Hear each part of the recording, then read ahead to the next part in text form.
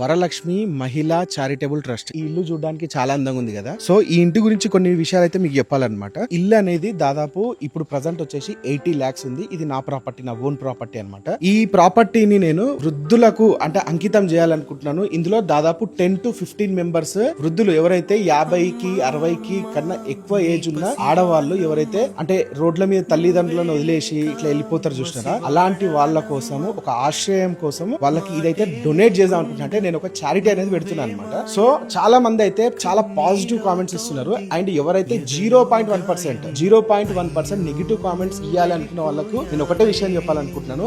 ఇదే ఇల్లు నేను లాటరీలో పెడితే గనక అంటే 2000 రూపాయలు కడితే మీకు ఒక లాటరీ టోకెన్ ఇస్తాను. సో మీరు ఈ ఇల్లుని 2000కు తీసుకోవచ్చు అనేసి అంటే గనక 80 లక్షలకు కన్నా 2 కోట్లు నేను వసూలు చేసుకోవచ్చు. లేదు అట్లా లాటరీ కాకుండా ఇదే ఇల్లు నా ప్రాపర్టీ గనక ఇది నేను అమ్ముకొని దుబాయ్కి వెళ్ళి 22 లక్షలు పెట్టి వీసా, గోల్డెన్ వీసా తీసుకొని అక్కడి నుంచి వెళ్ళి ఈ తెలుగు ప్రజలను ప్రేరేపిస్తూ మంచి మంచి బెట్టింగ్ యాప్స్ చేసుకుంటే గనక నాకు కోట్లల్లో ఆదాయం వస్తుంది. కానీ అవన్నీ చేయకుండా నేను ఇంత మంచి ఇల్లు అంటే ఇది ఎవరి ఆశయం అంటే మా అమ్మగారి ఆశయం అనమాట. ఆమె తను ఇప్పుడు లేదు, తను చనిపోయింది, క్యాన్సర్ తో చనిపోయింది అనమాట. ఆమె చనిపోయినప్పటి నుంచి వెళ్ళి ఒక తల్లి లేని లోటు నాకు చాలా ఉండే అనమాట. ఒక ఆశయంతోనైతే ఈ వరలక్ష్మి మహిళా చారిటబుల్ ట్రస్ట్ అనేది ఓపెన్ అయితే చేస్తున్నాను అనమాట. ఈ వీడియోనైతే షేర్ చేయండి.